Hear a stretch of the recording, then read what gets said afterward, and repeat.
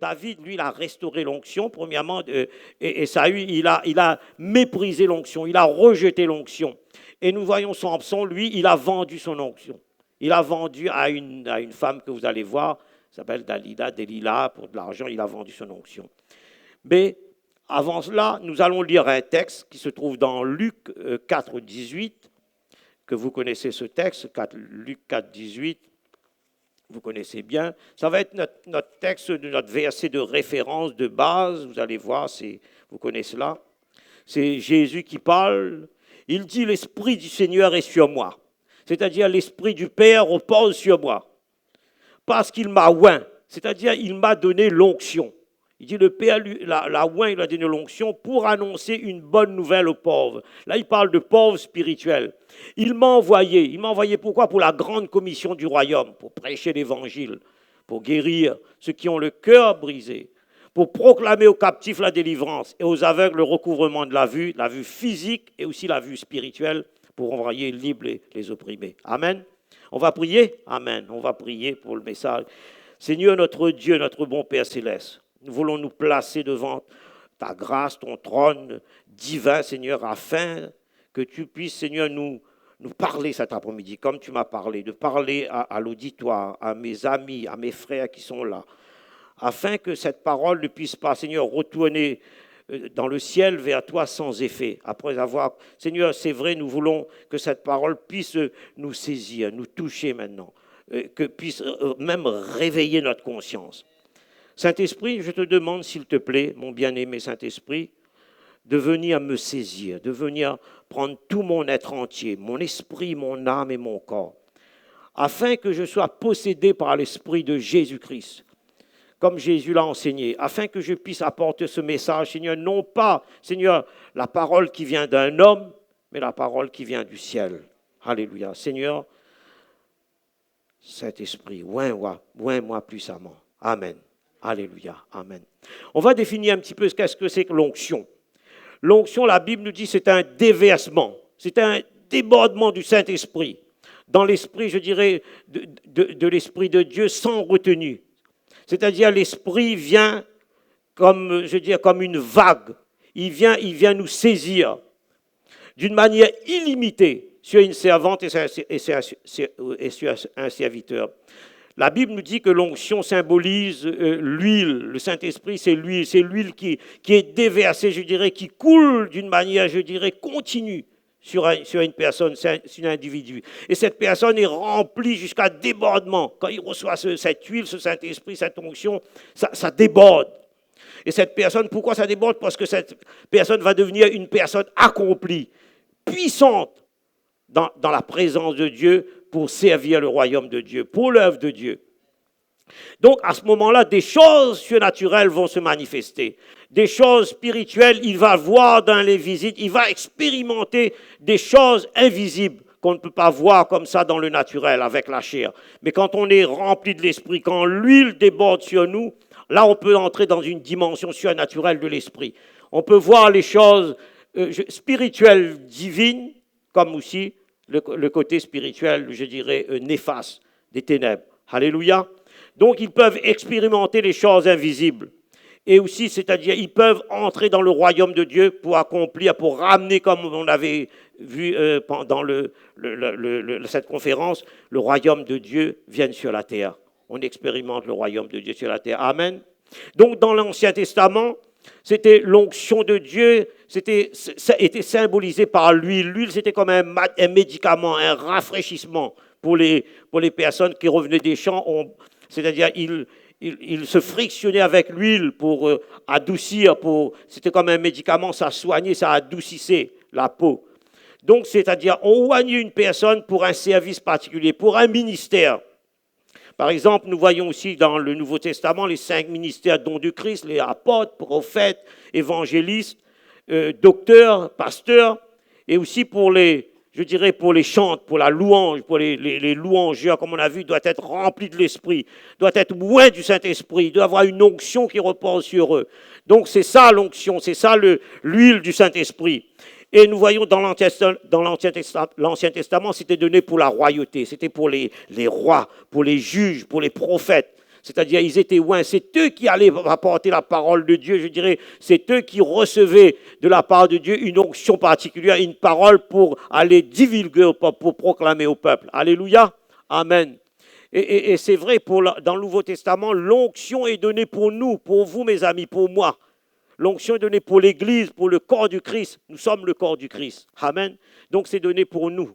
Donc, et c'est donné aussi, comme Jésus l'a dit, c'est donné pourquoi? Pour la grande commission du royaume, pour aller prêcher l'évangile, pour aller témoigner, pour aller guérir les malades, chasser les démons. Alléluia. C'est ça, nous avons l'onction pour ça, pour servir. Si on sert sans onction, ça ne fonctionnera pas. Donc, premièrement, nous allons voir David, le roi David, restaurer l'onction. David, comme je disais, il a fait des bêtises, on va voir tout cela. Mais David était conscient de ce qui se passait. Il était conscient de l'importance du Saint-Esprit, de l'onction. Alors qu'il est dans l'Ancien Testament, il n'a pas expérimenté encore la mort de Jésus-Christ, le déversement, l'effusion du Saint-Esprit comme nous, aujourd'hui.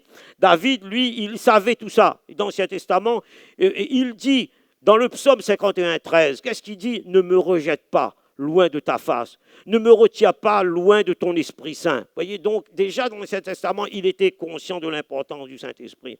David était conscient de cette importance de l'onction divine qui reposait sur lui. Il savait que sans onction, sans le Saint-Esprit, il ne pouvait rien faire. Il était, je dirais, sans la puissance de Dieu, sans la puissance du Saint-Esprit. David, depuis sa jeunesse, il a expérimenté l'onction. La Bible nous dit que il combattait quand il était jeune avec le lion, avec l'ours. Il en sortait vainqueur parce que lui, il était berger. Vous savez, il était berger, il était compositeur, David. Il était un louangeur aussi. Il était un chante. Donc lui, il gardait les bergers. Il gardait les moutons, c'était un berger. Donc depuis de sa jeunesse, Dieu avait déjà un plan pour lui. Dieu avait un plan pour la royauté. Il y avait déjà le sceau de Dieu sur lui. Donc, il savait qu'il ne pouvait que dépendre de Dieu, il dépendait que de Dieu, du Saint-Esprit, et qu'il devait être dans l'obéissance de Dieu. Il savait tout ça, il était conscient. Parce que, et lorsqu'il a péché, nous allons voir ça tout à l'heure, lorsqu'il a transgressé la loi divine, et là, il y a quelqu'un, le prophète Nathan est envoyé par Dieu, par l'Éternel, pour lui rappeler à l'ordre, pour le ramener à la raison. Parce que son comportement était un comportement immoral, c'était un comportement abusif. Vous connaissez l'histoire envers Bathsheba, la femme d'Uri qui était son officier de l'armée, donc il avait abusé d'elle, enfin il l'a mis enceinte, on verra tout cela, on va développer tout cela tout à l'heure. Donc qu'est-ce qui s'est passé? Si nous lisons 2 Samuel 11, 2 à 5, qu'est-ce qu'il nous dit? Un soir, David se leva de sa couche, vous connaissez bien cette histoire, et comme il se promenait sur le toit de la maison royale, il aperçut de là une femme qui se baignait, qui était très belle de figure. Vous voyez, là on a toujours la convoitise des yeux. Vous voyez, il y a toujours ça, la tentation est toujours là. Et le verset 3, il nous dit, David fit demander qui était cette femme, et on lui dit, n'est-ce pas Bathsheba, fils d'Éliam, femme d'Uri, le Hétien? Et David envoya des gens pour la chercher. Elle vint vers lui et il coucha avec elle. Après s'être purifiée de sa souillure, elle retourna chez elle, dans sa maison. Cette femme devint enceinte et elle fit dire à David, je suis enceinte. Et là, c'est là que la situation se complique, mes amis. C'est là que la situation se complique. Donc, la Bible nous dit qu'un soir, où David il est resté à Jérusalem, il devait être en campagne, il devait être avec les siens, avec son armée. Qu'est-ce qui se passe? Il se balade sur le toit de sa maison, il se promène et il voit cette femme qui était très belle, la convoitise des yeux. Exact. Et là, il est tenté par la beauté séduisante de Bathsheba. Une femme mariée qui est la femme de son officier, de son armée. Et là, la convoitise des yeux, exactement comme dans le jardin d'Éden, comme avec Ève. Vous voyez, comme Ève, comme elle est tentée par Satan, par le diable, là, il est tenté, il est là. Et une question m'est venue à l'esprit, une question peut se poser là. Avait-il le droit de prendre cette femme, de coucher avec elle, parce qu'il était roi? Avait-il le droit d'user de son autorité royale, d'abuser, je dirais, de sa fonction royale? Devant Dieu, il était aussi coupable, même qu'il soit roi, aussi coupable que nous, qu'un homme ordinaire. Et là, il y a cette tentation diabolique d'aller encore plus loin. Au verset 15 à 17, il nous dit, David écrivit dans cette lettre, placez vite, vous voyez, on va voir tout cela, il a accouché avec cette femme, elle est devenue enceinte, placez Uri au plus fort du combat et retirez-vous de lui afin qu'il soit frappé et qu'il meure. Les hommes de la ville furent une sortie et se battirent contre Joab. Plusieurs tombèrent parmi le peuple, parmi les serviteurs de David, et Uri, le Hétien, fut aussi tué. David, maintenant, vous voyez comme il est animé par un esprit de tentation, des ténèbres qui pousse maintenant. Il a couché avec cette femme, maintenant il va plus loin. Dans son esprit, il est comme s'il est plus conscient de lui-même, il est plus conscient de ses actes meurtriers.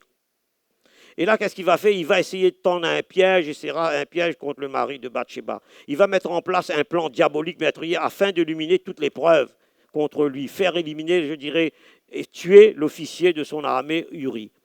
Et qu'est-ce qui s'est passé? Parce qu'il a mis cette femme enceinte. Il a couché avec cette femme. Donc, qu'est-ce qui se passe? Il va donner une permission, pour comprendre un petit peu l'histoire, il va donner une permission à Uri. À Uri, c'est l'officier, le mari de cette femme. Il dit, bon, ben, il va donner une permission. Peut-être Uri va aller dans sa maison, et puis il va peut-être, voyez, il va rencontrer sa femme. Il pourra dire, bon, mais l'enfant n'est pas à moi, l'enfant est à Uri. Cet officier, ce n'est pas à moi. Donc, voyez, il va essayer de faire ça. Mais ça ne fonctionne pas. Ça ne fonctionne pas parce que Uri, dans cette affaire, lui dit non, pendant que mes hommes sont au combat, alors ils risquent leur vie pour le roi, pour la nation. Moi, je ne vais pas rentrer chez moi. Je vais rester sur le lieu de combat. Je vais rester en campagne. Et là, David, c'est là qu'il commence à mettre en place, je dirais, un stratagème. Il commence à mettre un plan diabolique. Il dit pour essayer de faire tuer Uri, de le placer à un endroit le plus vulnérable, comme ça, de ne pas le couvrir comme ça. L'armée ennemie va le tuer. Et ça va se passer, ça va bien se passer, son plan va marcher. Donc, et là, donc, quand il voit ça, il met en place, je dirais, ce plan diabolique. Et il y a une chose qui se passe maintenant, c'est lui, il ne voit pas ça, il est aveuglé. Vous voyez, quand on est pris dans un piège, vous voyez, quand on a commencé à mettre, on est tenté, on ne voit plus l'esprit et comment la pensée est attirée par la tentation, par tout plan diabolique, on commence à mettre un doigt, puis la main, puis le bras. Qu'est-ce qui se passe maintenant? Qu'est-ce qui se passe? Il ne voit plus tout ça. Mais Dieu envoie le prophète Nathan lui dire quelque chose, lui raconter une parabole. Je vais aller un peu vite parce qu'on a beaucoup de choses à dire, mais c'est tellement passionnant. Vous voyez, la parole de Dieu, c'est passionnant. Qu'est-ce qui se passe? Maintenant, Nathan va venir, je suis obligé Laurent, il va me donner un petit peu plus de temps aujourd'hui, vous voyez. Donc, qu'est-ce qui se passe? Il envoie le prophète Nathan. Et Nathan, qu'est-ce qu'il va? Il va lui dire, il lui dit, écoutez, David, il lui raconte une histoire, une parabole, un peu comme Jésus. Il raconte toujours une parabole. Moi, j'aime bien les paraboles. Et finalement, il va envoyer le prophèt Nathan. Et Nathan va lui dire, lui raconte une histoire. Il dit, il y a un homme puissant, riche, qui a plein de brebis, il est riche, plein d'or, etc. Il y a plein de choses. Mais à côté, le voisin, il a une pauvre brebis avec un bout de pain pour ses enfants. Il a rien du tout. Et ce roi, cet homme puissant, cet homme qui est riche, il reçoit des invités et il prend pas ses propres brebis, il va prendre la seule brebis que le pauvre a. Il prend le pain et il tue la brebis pour servir. Et puis David, il dit, qu'est-ce que tu vas faire contre ça, David? Comment tu vois cela? Il dit, qui a fait ça? Et là, il commence à s'énerver. Il dit, qu'est-ce qui a fait cela? C'est qui? Il dit, mais c'est toi-même. Et là, il réveille. Ah, vous voyez, il se réveille comme s'il sort d'un sommeil. Il est comme ensorcelé. Et là, il se réveille, il dit c'est lui. Mais là, à ce moment-là, il va se repentir. On va voir cela. Et là, maintenant, David, il dit à Nathan, j'ai péché contre l'Éternel. Et Nathan dit à David, l'Éternel pardonne ton péché, tu ne mourras point. Mais parce que tu as fait blasphémer les ennemis de l'Éternel en commettant cette action, le fils qui t'est né mourra. Vous voyez, c'est quand même terrible, hein? Donc, il est envoyé, vous voyez, pour décrire, vous voyez. Et là, comme vous voyez, ce message du prophète Nathan va réveiller sa conscience, comme s'il était endormi dans son péché, par son péché caché, l'adultère, l'immoralité, le meurtre, le crime. Et là, il est réveillé par le Saint-Esprit. Parfois, le Saint-Esprit peut nous réveiller, mes amis, quand nous sommes là-dedans. Il va nous réveiller et qui va mettre en lumière notre impunité, notre iniquité, le mal, comme David qui l'habite. Et la sentence est terrible. La sentence de Dieu est terrible, je trouve. Hein. Donc, l'enfant conçu par le péché mourra. Enfin, c'est la décision de Dieu, nous, on ne peut rien faire. Mais la Bible nous dit aussi que David, vous voyez, c'est contrairement aux deux autres personnages, nous allons voir, David a un cœur selon Dieu. Depuis, Dieu avait mis son sceau. Peut-être aussi, si prophétiquement, je sais que Dieu a mis un sceau, Dieu vous a appelé pour un ministère particulier, donc Dieu vous a touché. Donc, mais quand on va à la repentance, David, maintenant, il va se rependre, va se repentir. Et je dirais, son onction va être restaurée. C'est lui-même qui restaure l'onction et Dieu aussi va restaurer son onction. Et David, parce qu'il a un cœur pur devant Dieu, contrairement aux autres, il se repent. Voyez. Et là, si nous lisons le psaume 51, 4, 5, il dit « Lave-moi complètement de mon iniquité et purifie-moi de mon péché, car je reconnais mes transgressions et mon péché constamment devant moi. » Vous voyez, il est tout à fait conscient de ce qu'il a commis, de ce qu'il a fait. Mais nous, par exemple, mes amis, nous sommes sous le sang de Jésus-Christ, nous sommes sous sa protection, nous sommes dans la nouvelle alliance, sous la couverture de l'expiation de Jésus-Christ. Si nous commettons quelque chose comme ça, Dieu nous pardonne, Dieu il est bon, on a chanté, oh il est bon, Dieu on a chanté cela, il est bon, il fait grâce. Mais à condition que nous réveillons, à condition que nous nous repentions, et nous confessons nos péchés. Oh Seigneur, nous avons été impurs, nous avons fait des choses mal. Et Dieu est tellement bon, il fait grâce. Alléluia. Nous reconnaissons, ce n'est pas seulement. Mais de toute façon, nous allons toujours tomber parfois parce que, j'ai expérimenté ça un petit peu cette semaine. Parfois, on dit l'esprit est bien isolé, la chair. L'apôtre Paul a prêché aussi, il a parlé de la grâce, la confrontation entre l'esprit et la chair. Il connaît tout cela, il retombe tout le temps. Alors que j'ai envie de faire le bien, je ne fais pas le bien, mais le mal habite en moi. Et j'essaye de faire le bien, mais le mal continue à dominer sur moi. Mais qu'est-ce qu'il faut faire ? Aller en Jésus-Christ, alléluia. C'est Jésus-Christ qui nous livre. C'est le Saint-Esprit, l'œuvre du Saint-Esprit qui nous sanctifie. Amen, alléluia. Donc il est conscient. Et donc il épanche son cœur devant Dieu. Il reconnaît ses fautes, il reconnaît ses transgressions. Et là, il veut être purifié, il veut être lavé de ses péchés. Alléluia. Il veut être lavé, nettoyé de ses fautes. C'est ce que nous voulons faire, le sang de Jésus-Christ. Tout à l'heure, il y avait la Sainte Seine, on a parlé de sang de Jésus-Christ qui nous lave, qui nous purifie. Il est puissant, il est efficace, alléluia. Donc il va être restauré. Il ne veut pas perdre l'onction et il ne rejette pas l'onction de Dieu. Et versets 11, 12, nous allons voir cela, il dit « Détourne ton regard de mes péchés ». Là, vous voyez, il parle à Dieu.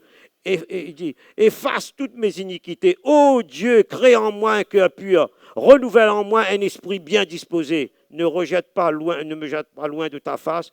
Et il dit, il est tout à fait conscient, ne me retire pas ton Esprit Saint. Il ne me retire pas ton onction. Voyez ? Il dit, ne me retire pas. Vous voyez, c'est l'importance de l'onction. Alléluia. Donc, il y a une leçon spirituelle pour nous, l'Église, cet après-midi. Comme David, nous savons que sans onction, nous ne pouvons rien faire. Sans la puissance du Saint-Esprit, notre ministère est vain.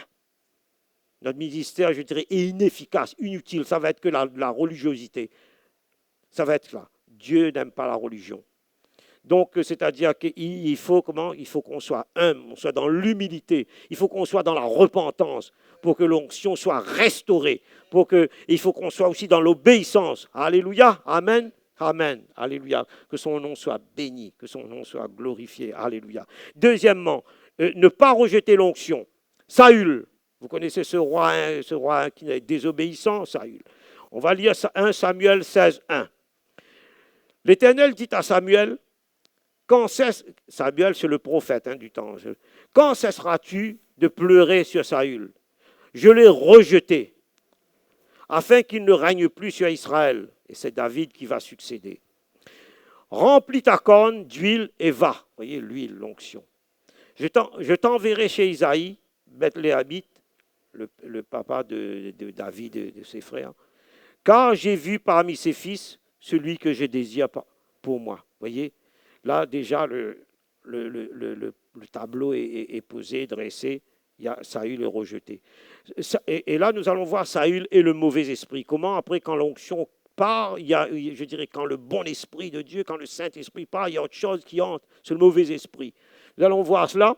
Dans verset 14, il dit, l'Esprit de l'Éternel se retira de Saül, qui fut agité par un mauvais esprit, voyez, venant de l'Éternel. Vous voyez, j'ai déjà remarqué, par exemple, vous pouvez expérimenter, moi j'ai expérimenté ça, je prêche quelque chose, j'essaye d'apporter un message que j'ai déjà expérimenté. Vous voyez, lorsqu'on, je ne dis pas qu'on devient religieux, mais quand on s'éloigne progressivement, il y a autre chose qui prend place dans notre cœur, vous voyez. Quand on n'est plus dans la parole de Dieu, on n'est plus dans l'intercession, dans la prière, il y a quelque chose qui prend place, vous voyez, qui n'est pas l'Esprit de Dieu. On ne se rend pas compte, hein, mais ça vient, je dirais, par petites doses, progressivement. Il vient par petites doses comme ça, et après, on a l'impression qu'on s'éloigne. On va voir avec Samson tout à l'heure, quand il croit qu'il a encore l'onction, il dit, oh, plus rien. Vous voyez, plus rien. Vous allez voir, c'est comme ça se passe. Et puis on dit, mais pourquoi on prie, il n'y a rien du tout, on impose les mains, il n'y a rien du tout. Vous voyez, l'onction est très importante, vous voyez. Donc il dit, voilà, l'onction s'est retirée de Saül, un mauvais esprit. Saül était un mauvais roi. Non voulu par Dieu, parce que le peuple, comme j'avais dit ça, le peuple, Dieu savait que le peuple, qu'un roi terrestre allait, je dirais, pervertir son peuple. C'est pour ça, exactement comme les autres nations d'alentour d'Israël. Et Saül, au verset 15, au chapitre 15, verset 11, nous démontre bien sa désobéissance envers Dieu.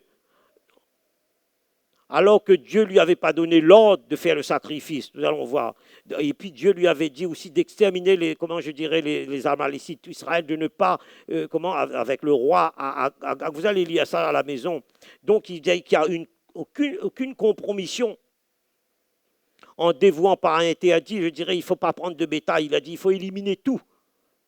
Les hommes, c'était comme ça dans l'Ancien Testament, les hommes et les bétails. Mais ce qui se passe, c'est-à-dire qu'il a pris, Saül a pris les veaux gras, il a pris tout cela. Et vous allez voir tout à l'heure, encore il mentait, il a fait passer ça, c'est le peuple, c'est la faute du peuple.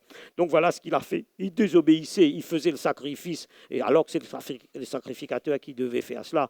Donc il avait pris il a pris par interdit, je dirais, les animaux que Dieu lui avait donné l'ordre de ne pas toucher à cela. Donc, si nous lisons 1 Samuel 15, 19, pourquoi n'as-tu pas écouté la voix de l'Éternel? C'est Samuel qui parle, le prophète. Pourquoi t'es-tu jeté sur le butin et as-tu fait ce qui est mal aux yeux de l'Éternel? Et au verset 25, 26, il dit, maintenant je te prie, pardonne mon péché, reviens à moi et je me prosternerai devant l'Éternel. Samuel dit à Saül, non.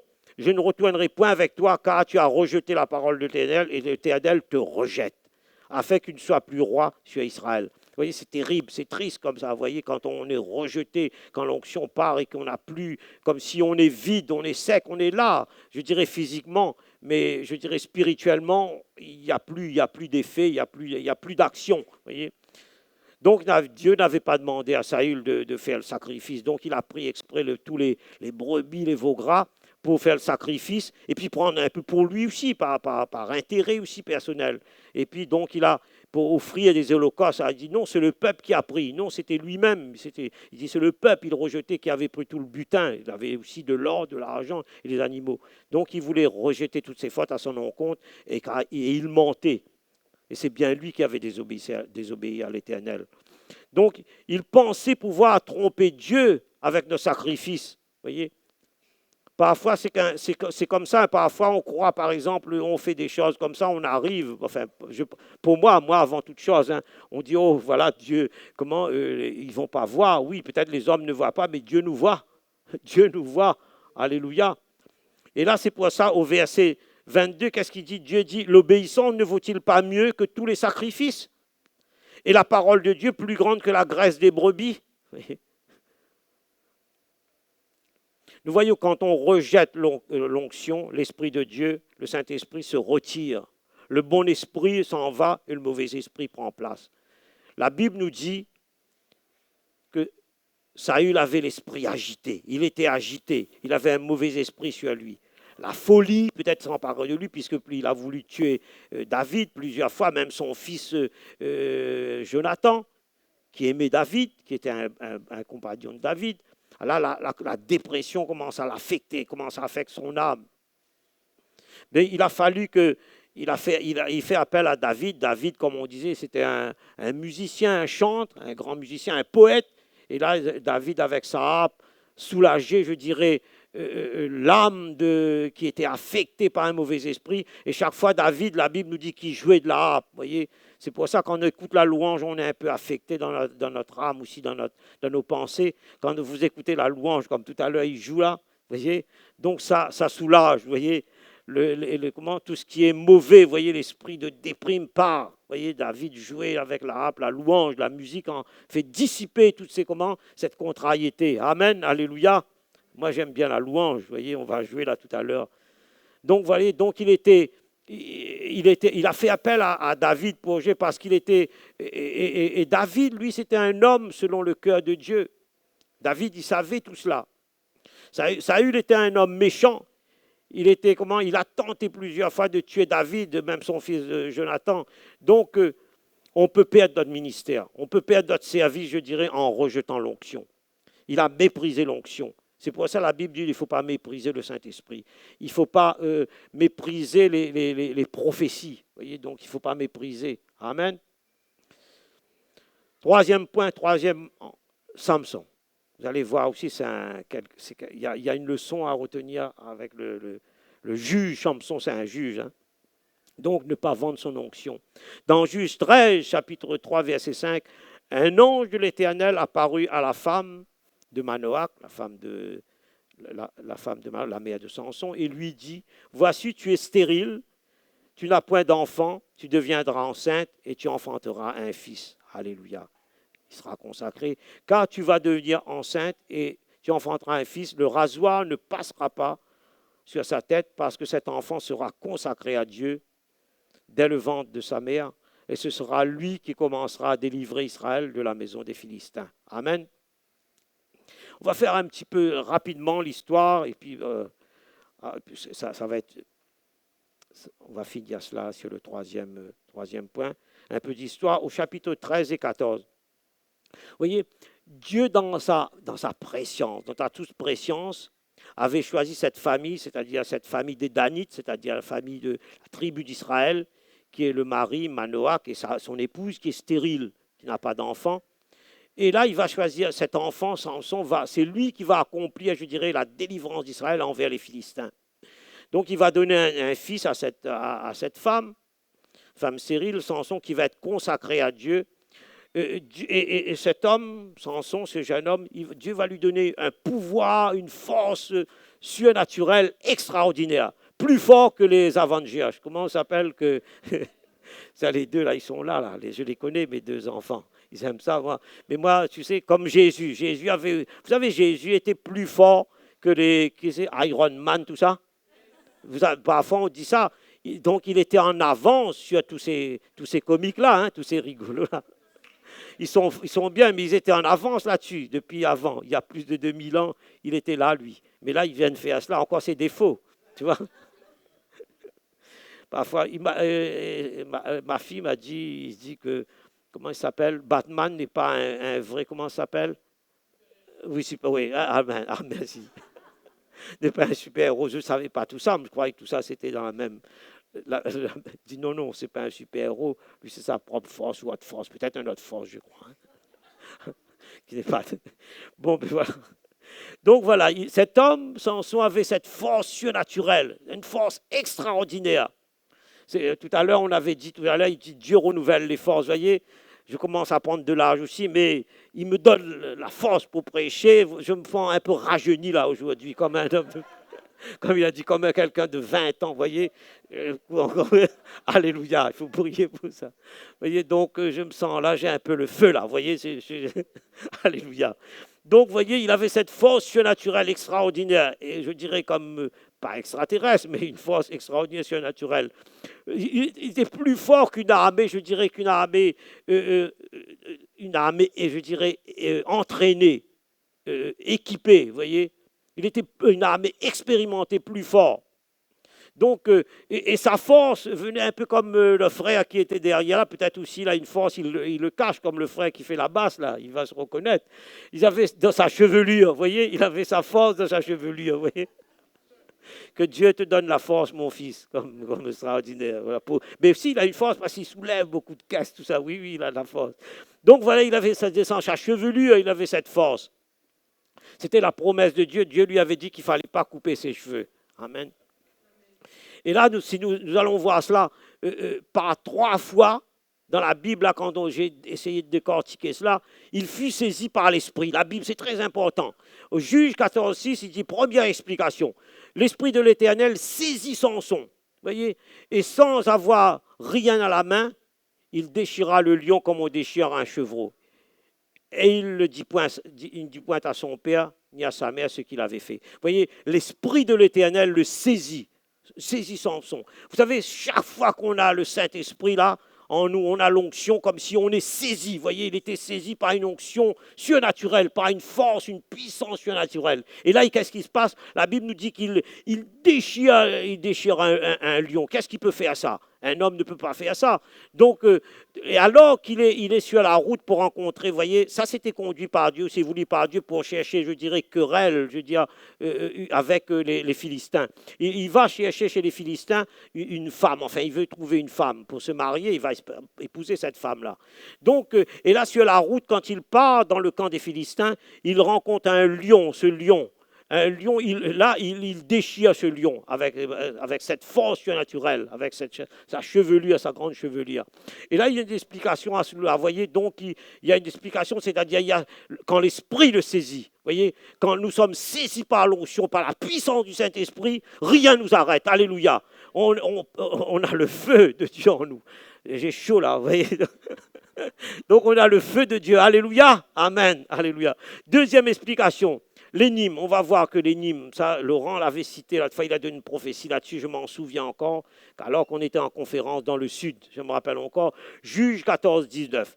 La deuxième explication, l'Esprit de l'Éternel le saisit à nouveau, deuxième expérience. Il descendit à Ascalon et il tua 30 hommes, prit leurs dépouilles et donna les vêtements de rechange à ceux qui avaient expliqué l'énigme. Donc il y a un énigme, c'est-à-dire cette histoire de lion et le miel, le fort et le doux. Et pour vous donner cette signification, de celui qui mange est sorti ce qui se mange, et du fort est sorti le doux. Moi, j'ai essayé de trouver partout, j'ai regardé un petit peu, mais je crois que Dieu m'a donné quelque chose là-dessus, il y a une parole prophétique là-dessus. On va voir ça à la fin. À la fin, on va voir tout cela. Je dis, mais c'est quoi? Il n'y a rien de dit. Il nous raconte que dans les commentaires bibliques, qu'avant, on racontait des histoires autour du feu, etc. Il y avait toujours un peu comme dans les îles, un peu partout. On raconte des histoires. Parfois, ce n'est pas vrai aussi, mais on raconte toujours des histoires. Et puis, donc, comme je raconte aux petits-enfants, j'en rajoute aussi. Donc, c'est ça. Donc, pour animer un petit peu le décor. Mais voyez, donc, mais là-dedans, je crois qu'il y a une prophétie, hein, il y a une parole prophétique là-dedans. Donc, c'est-à-dire que, et là, cette femme, la femme qu'il a épousée, elle est comme manipulée par les Philistins, par ses frères, qui lui demandent de lui dire, va titiller quelque part, entre guillemets, Samson, va essayer de le flatter par des flatteries, par toutes sortes de séductions quelque part, essayer de le flatter, essayer de le manipuler un petit peu pour voir quelle est cette énigme-là. Celui qui mange est sorti, est sorti de ce qui se mange, et du fort est sorti le doux. Donc, sous la contrainte, elle est obligée, elle va essayer de le manipuler, etc. Elle finit par donner l'énigme. Et à ce moment-là, Samson se fâche. Et c'est pour ça que tu dis qu'il tua 30 hommes. Et il y avait un deal, il y avait un pari, c'est-à-dire qu'il fallait qu'il donne 30, il a fait le pari de donner 30 changes, 30 vêtements pour échanger s'il trouvait. Mais ils avaient trouvé l'énigme parce ça avait été triché, la femme l'avait donné aux Philistins. Et à ce moment-là, il tua ces 30, il est en colère, il tue. Mais troisième explication, au Juge 15, 14, 15, je vais aller vite.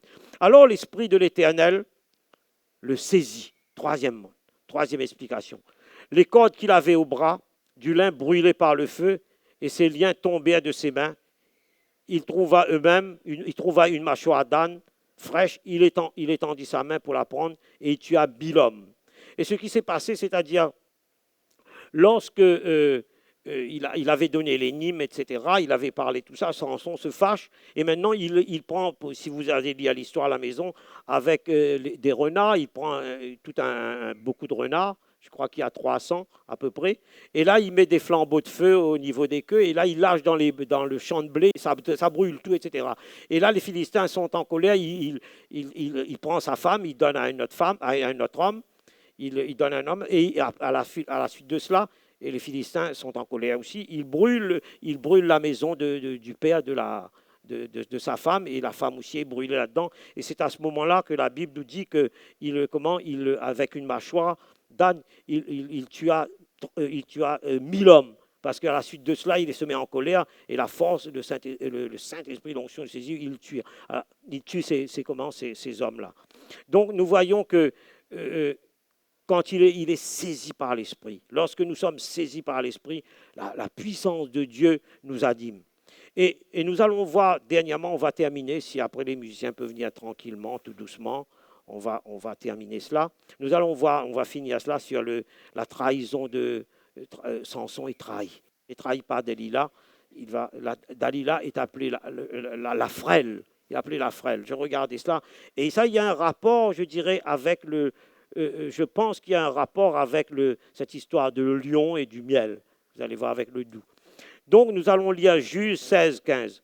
Elle lui dit, comment peux-tu dire, je t'aime, puisque ton cœur n'est pas avec moi? Vous voyez, il y a toujours la séduction, il y a toujours des paroles doucereuses, mielleuses. Voilà 3 fois que tu t'es joué de moi et tu ne m'as pas déclaré d'où vient ta grande force. Par 3 fois. La première fois, Samson lui dit qu'il faut, avec des cordes fraîches, il faut m'attacher. C'est là que si je m'attache, j'ai plus de force. Ça échoue. Deuxièmement, des cordes neuves. Ça échoue. Troisièmement, il dit, si tu tresses les 7 tresses de ma tête avec du lin, ça va fonctionner. Mes forces vont disparaître. Ça échoue. Et là, au verset 17, nous voit, Samson finit par donner le secret. Le secret est dévoilé. Il lui ouvrit tout son cœur. Et il lui dit, le rasoir n'a point passé sur ma tête, parce que je suis consacré à Dieu dès le ventre de ma mère. Si j'étais rasé, ma force m'abandonnerait, je deviendrais faible. Amen. Donc nous voyons ici que la force physique de Samson s'accompagne toujours, je dirais, d'une faiblesse morale évidente. Vous voyez, dans sa force, il y a une faiblesse. Et je crois qui va l'amener à sa perte, à sa ruine. Vous voyez, il a révélé le secret que Dieu lui a dit non. Vous voyez, parfois Dieu peut nous donner un secret, vous voyez, une prophétie qu'on doit garder, comme Marie, garder dans notre cœur et ne pas le dire peut-être tout de suite. Vous voyez, parfois, et ça peut nous coûter cher. Vous voyez. Et là, verset 18 dit, et les princes des Philistins montèrent vers elle et apportèrent de l'argent. Donc il a vendu sa force. Il a vendu, je dirais, toute son onction, une onction surnaturelle à Dalila. Elle l'endormit sur ses genoux, elle rasa ses 7 tresses de la tête de Samson et il perdit sa force. Vous voyez? Donc il a vendu son onction, sa force divine, à la séduction à Dalila. Nous a toujours à la séduction, à l'argent. L'ennemi va utiliser tous les moyens pour détruire l'onction d'une servante et d'un serviteur. Parce que l'onction, l'ennemi, le diable, il sait que l'onction est très précieuse. L'onction est puissante. Quand vous avez l'onction, mes amis, vous pouvez guérir, vous pouvez faire des miracles, faire des choses quand vous avez tous les dons, l'onction sur vous. Donc, lorsque nous sommes consacrés pour un service, lorsque nous sommes consacrés, lorsque Dieu nous a choisis, lorsque Dieu a mis son sceau, il nous a prédestinés pour un ministère particulier, nous devons garder l'onction, nous devons faire attention, parce que l'ennemi va essayer de déployer toutes ses forces avec ruse, avec habileté, avec des paroles doucereuses, avec des paroles mielleuses, voyez, pour essayer de nous piéger. Parce que qu'est-ce que son but, c'est de nous détruire le corps de l'Église, pour détruire, je dirais, l'Église tout entière. Donc c'est pour ça. Et nous voyons que, et là il y a un rapport, c'est-à-dire dans le fort, la douceur est venue. On appelle Dalila la frêle, voyez. Donc la frêle, mais il y a des paroles doucereuses, mielleuses, vous voyez, et je ne sais pas, c'est français, nous, on dit, on n'attire pas comment? On n'attire pas des gens avec du vinaigre, mais on l'attire avec du miel, vous voyez.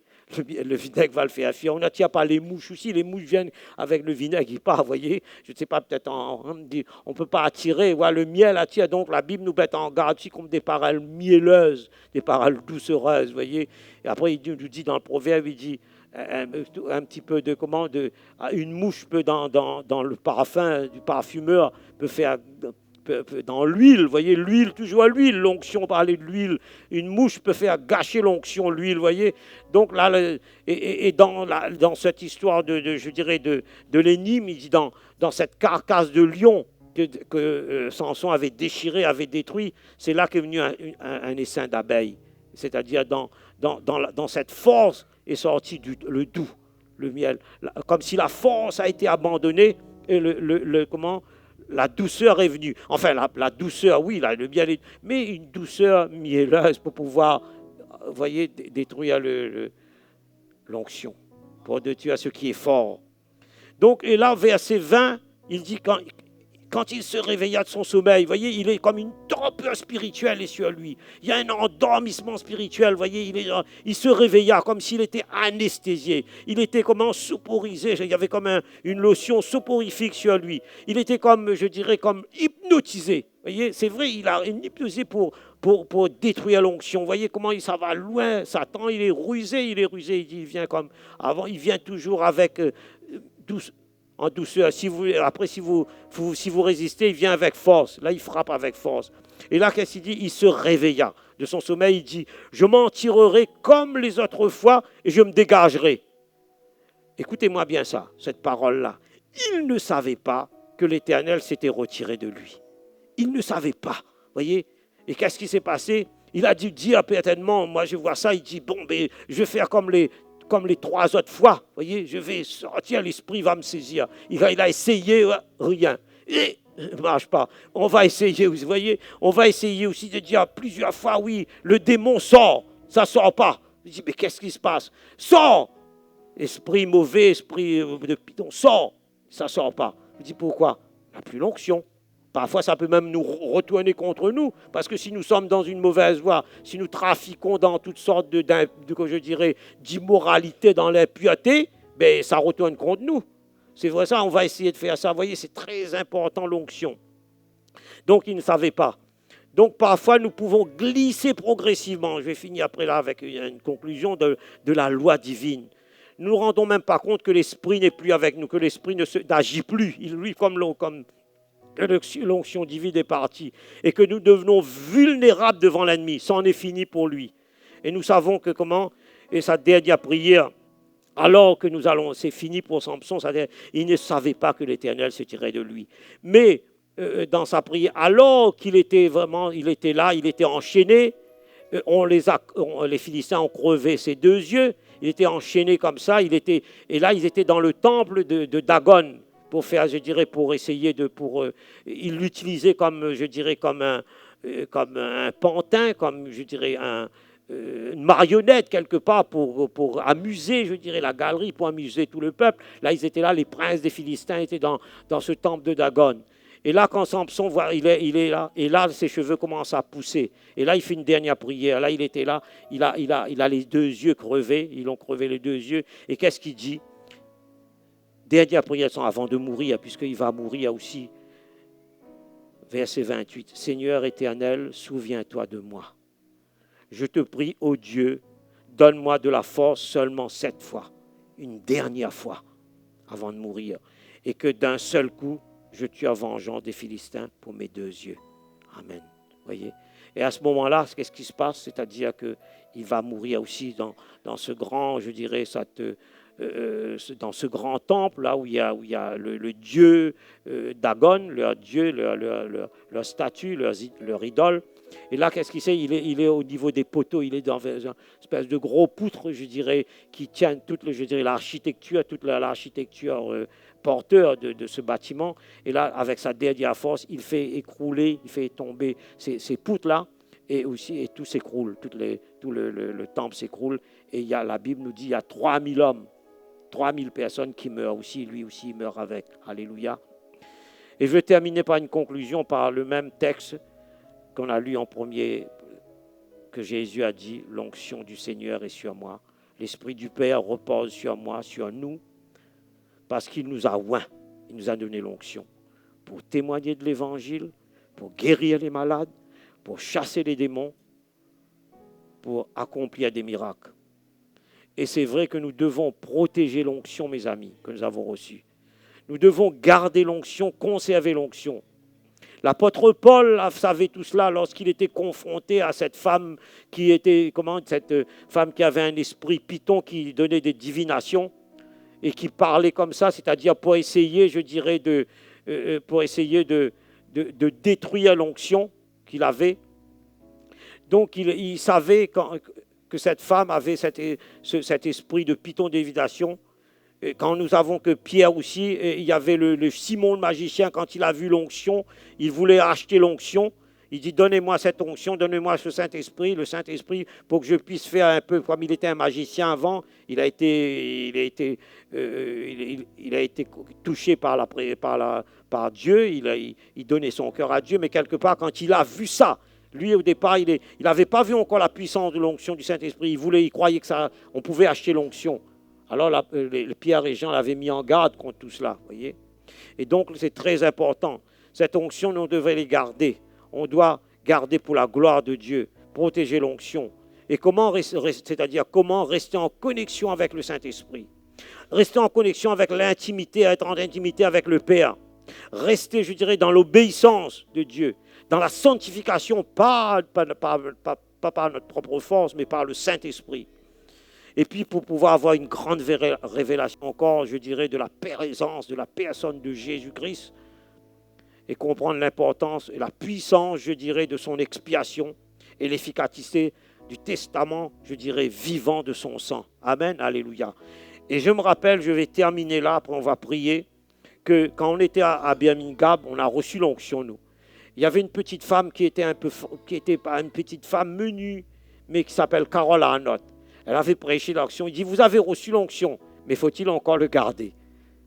Il faut la garder. Il faut le garder, cette onction. Et quand elle dit, là, elle a donné toutes ces... Comment il faut faire? Il faut toujours rester en intimité. Il ne faut pas éloigner. Je ne veux pas dire qu'il faut être des religieux. On a aussi notre travail, notre service, etc. La maison, il y a plein de choses. Mais nous ne devons pas négliger ça et mettre plus notre temps dans les choses futiles, dans les choses qui vont nous attirer dans des pièges, dans les pièges de l'ennemi, et ne plus avoir d'onction. Amen. Alléluia. Que le Seigneur vous bénisse, que le Seigneur bénisse sa parole. Alléluia.